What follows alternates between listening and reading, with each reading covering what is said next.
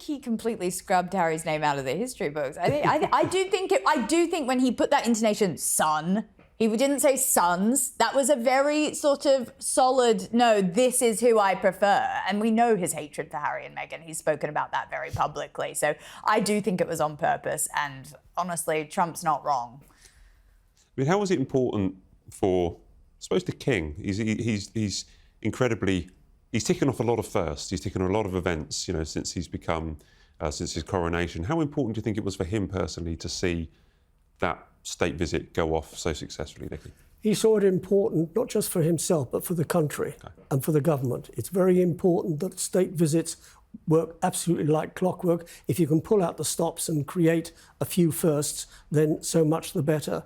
It's the showcase of the United Kingdom. Governments come and go. Sovereigns don't very often. I mean, late Queen Elizabeth was on the throne for 70 years. King Charles III hopefully will be on the throne for perhaps 2 decades, maybe longer. We don't know. But it's very important that things like that go like clockwork because they are the showcase of the United Kingdom, and send a leader away happy, and they're going to negotiate deals with the respective government, head of government, in this case, Keir Starmer. But before we move on, because I want to talk about Catherine and Melania a little bit, about their trip out into the countryside with the Scouts. But I just want to ask you, because you must have been involved in so many incoming and outgoing state visits. Can you just give a little bit of kind of insider kind of details about how, are they stressful? Are there lots of kind of input from foreign governments? Because there's little intricate parts that I noticed in this one where after dinner, there were certain drinks that were served. I believe there was a port. There was a port from 1945. Marking that he was the 45th and 47th president, but also, I think, a whiskey that was brewed or made, distilled in the date of his mother. 1912, which reflected the birth of his mother. So when you were arranging these things, Dickie, when you were involved in your previous state visits, how important are these kind of little intricacies for diplomacy? It's very important to get the little details right. There is a blueprint for state visits. When they happen in London, there's a meet and greet on Horse Guards Parade, carriage procession to Buckingham Palace,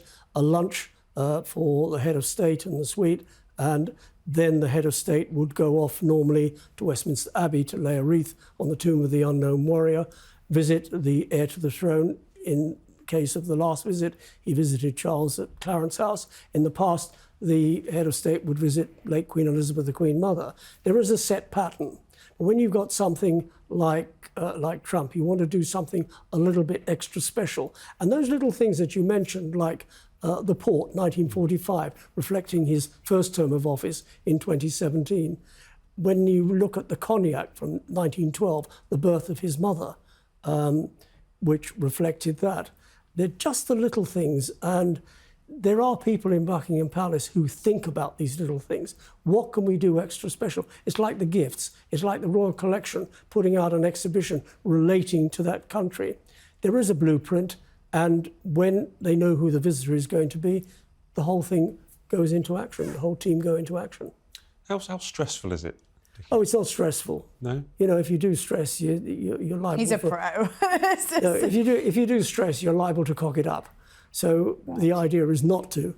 The idea is to let it run smoothly. And because you've done these things so often, you're just moving the goalpost in terms of who the visitor is. You know, if it's like a few years ago, while Queen Elizabeth was still alive, you had Queen Margrethe of Denmark. She's family. So it was a slightly different type of visit, but it was still a state visit.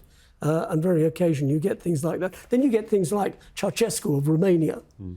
The tyrant, and the Queen couldn't stand him, but she had to invite him because the government said, we want Ceausescu because we want to sell them aeroplanes. It didn't sell them aeroplanes, and the whole thing failed.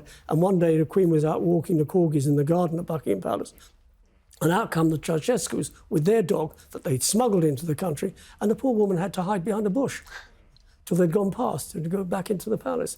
So occasionally you get some really bad eggs coming to the country, but it's the government that decide who comes, not the sovereign.